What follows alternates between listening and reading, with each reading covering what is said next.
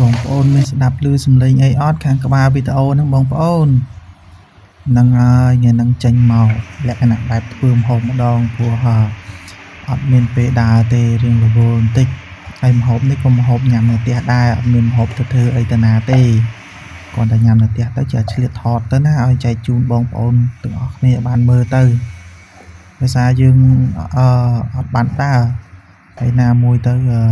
ការងារក៏រវល់ច្រើនដល់ពេលអញ្ចឹងអត់មានពេលទេអញ្ចឹងមានតែ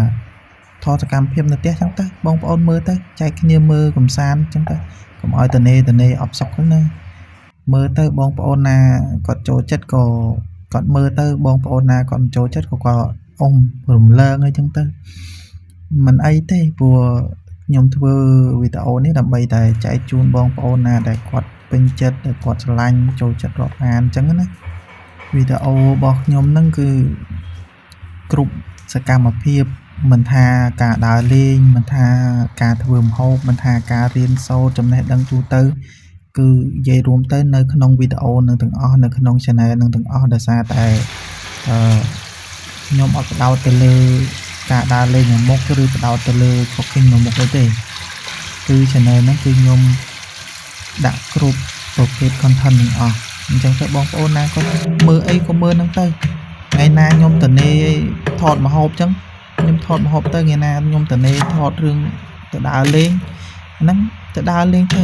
ថ្ងៃណាតនេថតរឿងអីផ្សេងគឺបងប្អូនមើលតាមហ្នឹងទៅមានគ្រប់បងប្អូនណាចង់មើលអីគឺគាត់មើលតាមហ្នឹងទៅអត់អីទេដោយសារតែខ្ញុំអត់បដោតទៅលើ content លក្ខណៈតែមួយមុខទេគឺមានគ្រប់មុខពេលណាខ្ញុំតនេទៅបានធ្វើអីគឺខ្ញុំធ្វើហ្នឹងថតអីគឺខ្ញុំថតហ្នឹងឥឡូវយើងចូលម្ដងម្ហូបយើងវិញមកដោយសារយើងនិយាយយូរដែរហើយដាច់2នាទីហើយឥឡូវយើងមកដល់កន្លែងលាងតកូនគឺលាងអីហើយបងប្អូនក៏ស្គាល់ម្ហូបហ្នឹងដែរភាគច្រើនទាំងអស់គឺស្គាល់ហើយមិនថាបើថាអត់ស្គាល់ម្ហូបហ្នឹងទៀតខ្ញុំមិនដឹងនិយាយថាមិនទៀតព្រោះម្ហូបហ្នឹងសាមញ្ញហើយនឹងហូបទូទៅរាល់ថ្ងៃប្រចាំថ្ងៃរបស់យើងហើយខ្ញុំសម្រាប់ម្ហូបនេះក្នុងមួយអាទិត្យម្ដងឬមួយក៏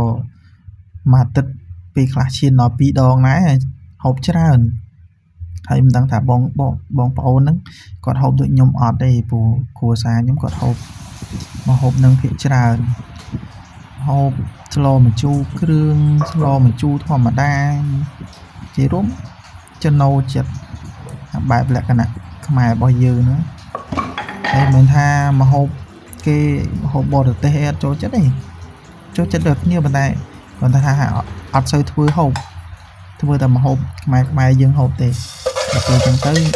ម្ហូបហ្នឹងក៏មិនសូវបានថតបានដែរព្រោះអត់មានអីថ្មីទេពេលតនេចឹងទៅខ្ញុំចេះថតទៅ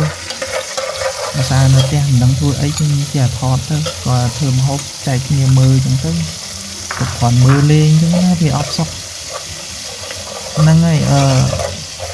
សម្រាប់មុខម្ហូប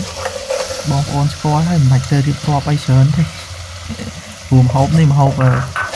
ម្ជូរគ្រឿងបងប្អូនណាក៏ចេះធ្វើដែរមិនថាប្រុសមិនថាស្រីមិនថាកំឡោះកំមុំអីទេមេម៉ាយអីក៏គាត់ចេះធ្វើដែរអូឈានដល់ចូលរឿងមេម៉ាយណាទៀតព្រោះមេម៉ាយចូលមករើរឿងនេះពាក់ព័ន្ធស្អីមួយមេម៉ាយនឹងធ្វើម្ហូបនឹងបាក់គាត់មករើរឿងខ្ញុំទៀតនិយាយចូលនិយាយឡើងពាក់ព័ន្ធដល់មេម៉ាយដល់កំមុំណាហ្នឹងហើយបងប្អូនមេម៉ាយកំមុំអីសុំទោសផងខ្ញុំនិយាយតែរឿងម្ហូបទេច្រឡំលុកមាត់ចូលទៅបន្តិចមិញហ្នឹងហើយម្ហូបដូចបានប្រាប់ចឹងបងប្អូនបើកក្បាលវីដេអូមកឃើញឮមិនឃើញទេឮសំឡេងឆាវហ្នឹងហើយកន្លែងវីដេអូคลิปខ្លះក៏ខ្ញុំមិនបានបិទសំឡេងដែរគឺនៅតែមានសំឡេងធ្វើម្ហូបសំឡេងកាប់សំឡេងច្រាំសំឡេងបេះសំឡេងលាងសំឡេងឆាអញ្ចឹងទៅមានសំឡេងខ្លះនិងបិទសំឡេងខ្លះដោយសារកន្លែងខ្លះទៅវាពាក់ព័ន្ធជាមួយនឹងសំឡេងអីផ្សេងអញ្ចឹងទៅយើងអាចយកបានអញ្ចឹងយើងបិទ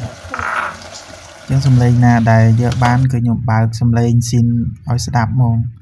ហើយសំឡេងណាដែលមិនអាចយកបានគឺខ្ញុំបិទសំឡេងស៊ីនវាចោលខ្ញុំបញ្ចូលសំឡេងពីក្រោយទៅតាមអញ្ចឹងណាហ្នឹងហើយម្ហូបហ្នឹងក៏ចិត្តឆ្អិនដែរហើយម្ហូបហ្នឹងខ្ញុំធ្វើហូបបាយធម្មតាទេអត់មានលក្ខណៈអី ត្រៀមចង់ថតចង់អីអត់មានផងគាត់ថាតនេមកឃើញប្រពន្ធធ្វើម្ហូបមកហូបបាយនេះបងប្អូនឃើញស្រាប់ហើយមកហូបបាយទាំងអស់គ្នាចុងក្រោយបានមួយចានហ្នឹងបាយបាយ